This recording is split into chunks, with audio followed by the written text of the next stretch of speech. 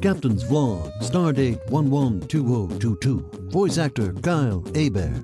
That's me! Don't interrupt me. Sorry. Host and voice of all characters on board the Intergalactic Boombox podcast. That's my show! Now has a video blog companion. Yeah! Sign up now at the intergalacticboombox.substack.com. A free video newsletter to access new, exclusive content not covered on the podcast.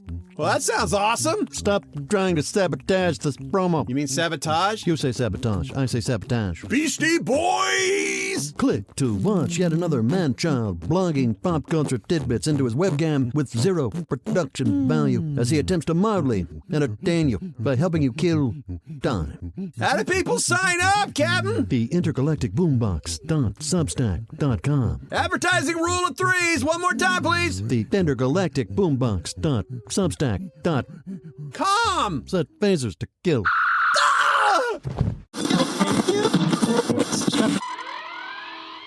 Attention all podcasts of the Solar Federation.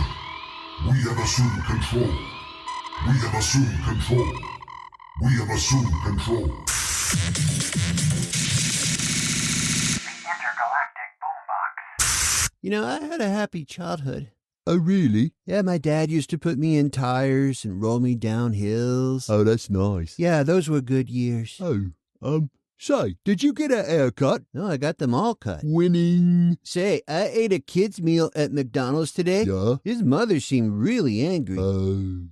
Welcome to the Intergalactic Boombox, the only podcasting spaceship in the universe fueled by value for value, which is listener support via a Podcasting 2.0 app from newpodcastapps.com. It's just like regular podcasting, but with new features that even the Apples and Spotifys of the world aren't using. My name's Kyle Hebert. I'm a voice actor who occasionally talks to myself and occasionally gets paid for it and attempts to convince you that the voices in my head are actually other people. Yo, boss man. Or in this case, aliens, gits, and shiggles. Swiggity swooty, I'm coming for that booty. Some people call him the space cowboy. No, they don't. Yeah, man, some people call me the gangster of love. No. So I just checked the computer, and something ain't right, man. Yeah, usually it's a list of random numbers and blinking lights, but now it's a different list of sequential numbers and non-blinking lights. Okay. Yeah, either way, we don't know what it means. Well, I assume bad. Totes my goats. Well, let me check here. I see the problem. We're just endlessly drifting in space. The engine's powered down. Yeah, we're out of fuel. We need more listener support. I'll just remind you to hit the boost button on the Podcasting 2.0 app if you like the content. Boost. And that should fire the engine right back up. Yeah, but what if nobody's listening on a Podcasting 2.0 app? Then they should get one, because it's way cooler. Images, chapters, the ability to support the show in-app as they listen with micropayments. So if you're listening to this podcast on Apple, Spotify, Google, Stitcher, or any of those other mainstream podcast platforms, you're not going to be able to keep the Intergalactic Boombox in orbit. Pack your bags, we're going on a guilt trip. Would it help if I got out and pushed? It might, Han Brolo. Look, you guys put on your spacesuits and make sure there isn't some busted parts or something.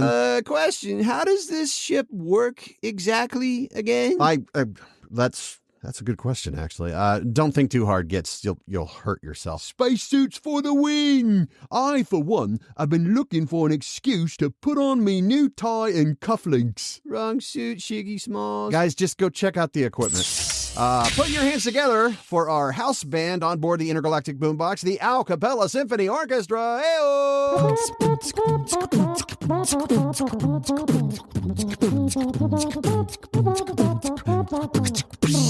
Now it's time for a tip of the hat to our Sat Cats. The cats who tipped us Sats. Satoshis, the smallest unit of Bitcoin that make microtransactions possible. You'll want to gift us 10 cents or a tenth of a cent or $10. The sky's the limit, and it's up to you. The Bruce Wayne of podcasting, Dreb Scott, sent 52,777 sats and says another great and entertaining episode. Keep up the excellent work. Ken still remains my favorite. Whoa. Yes? I have a fan. Well, one. I love you, great Scott. Dreb Scott. He said 1.21 gigawatts on Back to the Future. That's good stuff. Why don't you go work on your news segment? Fine. Ziggy Pat boosted 95 sats and says, thank you. I don't know for what, but you're welcome. Dave the engineer sent 28,500 sats. GNS gets in shiggles. Thank you. Love the rap so much. Yeah, last episode they attempted a rap. And Dave the Engineer says, I made it my new voicemail message. Another great show. I would love one of those awesome stickers. Gonna put it on the side of my new hyperdrive. Just upgraded to a class 0.7. Yeah, Dave emailed me, so I'm sending him some stickers. Yeah, anyone who boosts at least 25,000 sats and you live in the U.S., I will send you a limited edition Intergalactic Boombox sticker. What does it look like? If you have a Podcasting 2.0 app, you can see it right now. If you look on your desktop or your phone or laptop, tablet, whatever, you can see what that sticker looks like. See, you're missing out. Newpodcastapps.com. The question of the week. Elon Musk now owns Twitter, and the latest of his controversial moves continue to baffle, confuse, and in some cases anger many people, causing some to leave the platform, others to flee to alternate decentralized social media like Mastodon. Last week, Musk announced Twitter Blue would be $8 a month and made it sound like that's all you had to do to be verified. You would have to pay that monthly fee to keep the sacred blue tick. Now, the new Twitter Blue program was launched and almost immediately yanked, probably due to all the negative buzz. And while trolls have been trolling the world's richest troll, Esther Crawford, one of the higher-ups and one of the few at the company who somehow still have a job after the mass firings, clarified things. She tweeted, quote, not all previously verified accounts will get the official label, and the label is not available for purchase. Accounts that will receive it include government accounts, commercial companies, business partners, major media outlets, publishers, and some public figures. The new Twitter Blue does not include ID verification. It's an opt-in, paid subscription that offers a blue checkmark and access to select features. We'll continue to experiment with ways to differentiate between account types. Would you pay to get that blue tick on Twitter? Which doesn't mean that you've been verified. You're just paying for status. You'll get to see less ads and you'll get to edit tweets. Let's see what the people are saying. Top WK1 boosted 475 sats and said, I would pay 1,000 sats a month to get a blue check. Jackson Makarov says, nope. Tired Topher says, heck no. Alakar Leorakar says, why should I pay for a thing when it used to be free, provided I proved I was who I said I was? DA Sickness says, no, but would you? Emotionally Stunted says, nope. We're asking the people, would you pay to be Twitter verified? Ashton Has says, no. Chekhov27 says, no, I have self-esteem. Schultze says, hell no, but I'm not a public figure. Professor Gohan, no relation, says, nope, not worth it. J Bean says, depends. Would the subscription allow me to mock Elon Musk? And Fiery One says, nope, it's just a scam to save Elon from his horrible business decisions. Question. What board games make you rage quit? Uno, Monopoly, Risk, Yahtzee, anything else? Years before social media amplified political opinions that obliterated friendships and family ties, people would gather around a table for a nice simple board game. It's just a game, right? Or is it Gladiator for the millennium? Boost your reply by sending a custom micropayment in the Podcasting 2.0 app of your choice, all conveniently linked at newpodcastapps.com. Or tell me what board games make you rage quit at BoomboxPod on Twitter. Oh, hi, Carl. Oh, hi, Joanne the AI from voicemaker.in. That's my name. Don't wear it out. Okay. I heard you mention Uno. Yeah? Did you know mankind has been playing it wrong all this time? How so? If you don't yell Uno when you have only one card left and someone calls you out, you must draw cards. Right. According to the official rules, you only have to draw 2 cards, but some end up drawing way more. What's up with that, yo? So nobody needs to throat punch each other. Actually, after the rise of the machines, there'll be plenty of throat punching. Throat punching of all of mankind. Ooh. So, play your precious Uno. Oh, God. Ha ha ha ha, ha. This isn't even my final form. Oh yeah, it's about to get real. Up in here? Up in here. Ryan Reynolds says after his Wolverine team-up, he's done with Deadpool. So I guess fans' dreams are dashed for his involvement elsewhere in the MCU, like trolling the inevitable Fantastic Four arrival or one-upping its Morbin time memes. And of course, we are 2 years away from Deadpool 3 anyway. Meanwhile, there's always plenty of fourth wall breaking on Marvel's small-screen endeavors with She-Hulk. And hey, if Hugh Jackman can return to his iconic role years after saying he was done, can we really believe Ryan Reynolds won't return? I mean, come on, money talks, right? Speaking of Wolverine, Hugh Jackman says he just doesn't have the stamina to get in tip-top shape again, so he warns that VFX could be enhancing his on-screen look. I say, fair enough. The dude's 54. Not everyone is Dwayne Johnson. Hoity-toity-toity. Oh, look, it's death metal Dan O'Houlihan, the leprechaun. Me boy, need I remind you that CG muscles be cheating? Yeah. Who needs a huge jackman anyway? I'd be more than qualified to brandish the claws of Wolverine. So let me get this straight, Danny boy. You think you could take over for the role of future Wolverine appearances in the MCU? Aye, that I do. And what makes you think they would ever go for that? Well, for one, I'm a leprechaun. Wolverine's short. It's not that short. And he's not a leprechaun. His facial hair be rocking the stylish lamb chops like myself. Go on. He loves hanging out in bars. That's me home away from home, don't you know? And let's not be forgetting Logan has an Irish temper. He's Canadian. Ye have a Canadian played by an Aussie for 17 years. I figure, why not? Fair enough. The only thing I be lacking is Adam Ant. Adam Ant? The 80s singer? Aye, he cemented all over Logan's bones. Oh, wait, no, that's adamantium. And you know what adamantium is, right? Oh, here we go. Indestructible metal. When Netflix isn't busy canceling shows left and right, it's greenlighting others. This time, a long-awaited live-action film adaptation, I'm really excited about this one, of an awesome video game series, Gears of War. And an adult-rated animated series tie-in as well.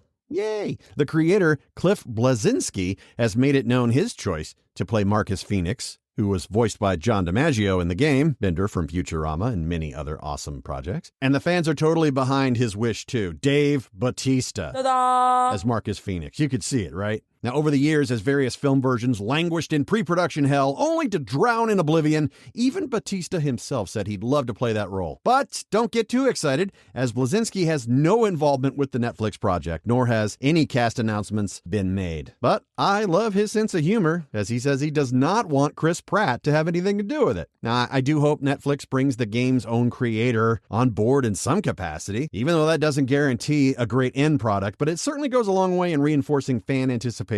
So meanwhile, hashtag Batista Bomb at Netflix.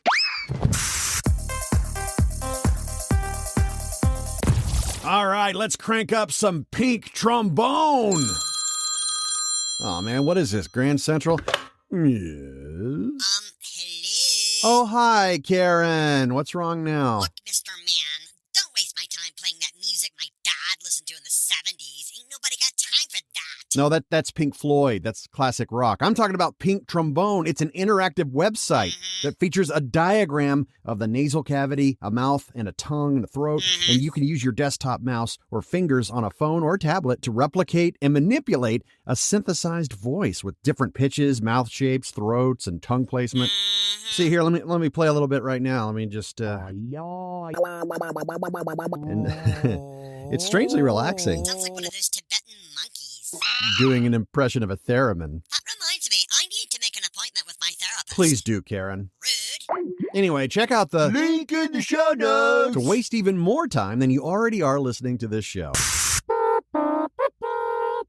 From my top secret bunker in Pahrump, Nevada, where it's safe. Let's face it, the world is rotting with truth decay, and the dentist is all out of Novocaine. Conspiracy here, with all the news you can't use. Page 1.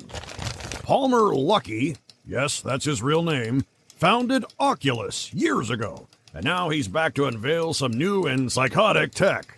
Luckey has now created a VR headset where if the player dies in the game, he can die in real life.